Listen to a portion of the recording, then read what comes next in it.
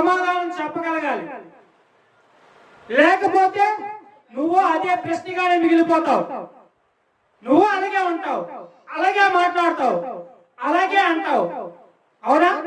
ఇలాగా ప్రతి కారణానికి సమాధానం ఉంది, ప్రశ్న ఉంది.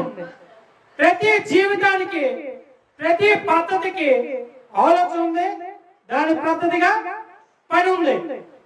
ఇవన్నీ మనం చేయాలి, చేసి దాని ఫలితాన్ని పొందాలి.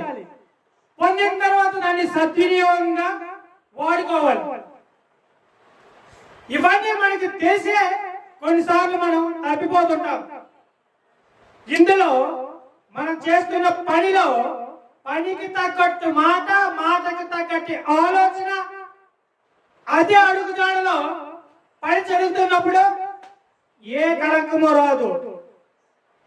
ఆ పద్ధతి సంబంధమైన జీవితంలో ఏ కలంకం కానీ రాదు. ఎప్పుడు వస్తుందో తెలుసా?